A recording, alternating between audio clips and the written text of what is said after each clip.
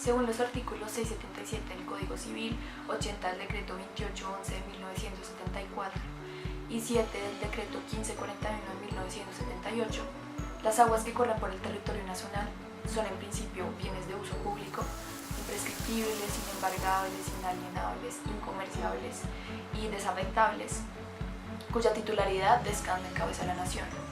Se dice que son en principio porque en el ordenamiento también están las aguas privadas o aguas domésticas, cuya titularidad y uso está en cabeza de particulares. Estas aguas son las vertientes que nacen y mueren dentro de la misma heredad y cuyo dominio no se ha extinguido por su no utilización. En este caso, el uso, el goce y la propiedad pertenecen a los dueños de las riberas y pasan con estos a los herederos de los dueños. Para la existencia de un agua doméstica en Colombia se requiere la comprobación de ciertos requisitos, como ya mencioné. El primero es que deben nacer y morir dentro de la misma heredad.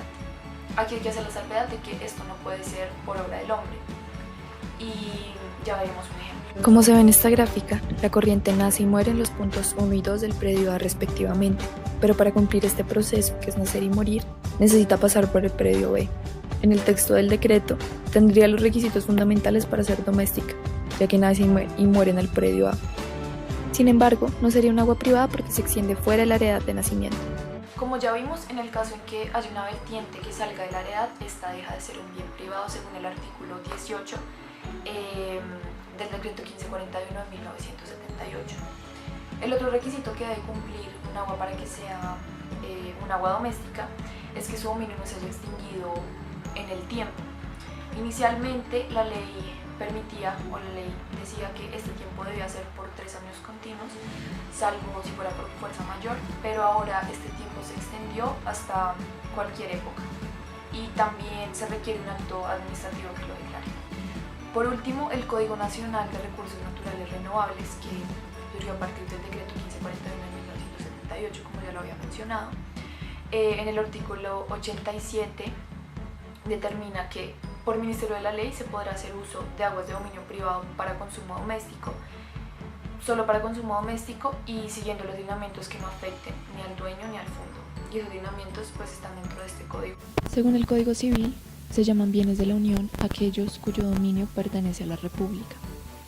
Si además su uso pertenece a todos los habitantes de un territorio, como el de calles, plazas, puentes y caminos, se llaman bienes de la Unión de uso público o bienes públicos del territorio.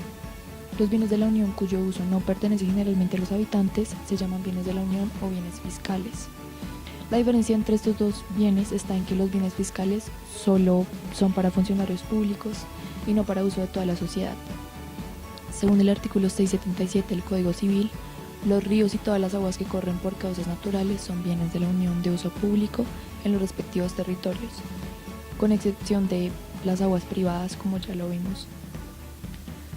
Según el artículo 677, 680 y 681 del Código Civil, nadie podrá construir sino por permiso especial de la autoridad competente obra alguna sobre lugares de propiedad de la Unión. Aquí se incluyen las playas y tampoco se podrán sacar canales de los ríos para ningún objeto industrial o doméstico, sino con arreglo de las leyes respectivas, y el dominio de la Unión sobre los ríos, lagos e islas subsistirán en ellos los derechos adquiridos por particulares de acuerdo con la legislación anterior a este código. Por último, los bienes de uso público no son enajenables, por lo que no se puede alegar posesión ni prescripción sobre ellas, ni constituir servidumbres ni ningún otro derecho real. Si se hace en algún caso, esto es totalmente ilícito. Ahora, esto es en cuanto al dominio sobre las aguas de uso público, pero ahora ¿cuáles son específicamente? El artículo 101 y 102 de la Constitución determina las zonas limítrofes de Colombia, que además de constituirse por el territorio continental y con sus debidas islas, también hace parte de Colombia el subsuelo, el mar territorial, la zona contigua, la plataforma continental, la zona económica exclusiva, el espacio aéreo, el segmento de la órbita geoestacionaria, el espectro electromagnético y el espacio donde actúa, de conformidad con el derecho internacional y con las leyes colombianas, aparte de normas internacionales. Por otro lado, se definió en la sentencia T-150 de 1995 que el bien de uso público por la finalidad a la que está destinada otorga al Estado la facultad de detentar el derecho a la conservación de los mismos y por tanto la normatividad que los regula. ordena velar por el mantenimiento, construcción y protección de estos bienes contra ataques de terceros. La protección se realiza a través de dos alternativas. Por un lado está la administrativa y por el otro está los habitantes pueden recurrir a la vía judicial a través de acciones posesorias, reivindicatorias o a través de la acción popular. En esa sentencia también se hace una distinción doctrinal entre los bienes de uso público naturales, y aquí entran ríos y mares, y los bienes de uso público artificiales. Según el artículo 53 de este código, todos los habitantes del territorio nacional, sin que necesiten permiso, tienen derecho a usar gratuitamente y sin exclusividad los recursos naturales de dominio público para satisfacer sus necesidades elementales, las de su familia y sus animales de uso doméstico, en cuanto con ello no se violen disposiciones legales o derechos de terceros. También este código regula el aprovechamiento de las aguas no marítimas en todos los estados y formas. Contempla la distinción entre las que son públicas y privadas, los modos de adquirir derecho al uso de las aguas, su utilización, que ésta se realiza por Ministerio de la Ley, por concesión, permiso y asociación. Y contempla las servidumbres, cómo se deben imponer, cómo se debe proceder y la indemnización por daños. Por último, este código regula el uso, conservación y preservación de las aguas. En esta parte incluye las obligaciones de los usuarios.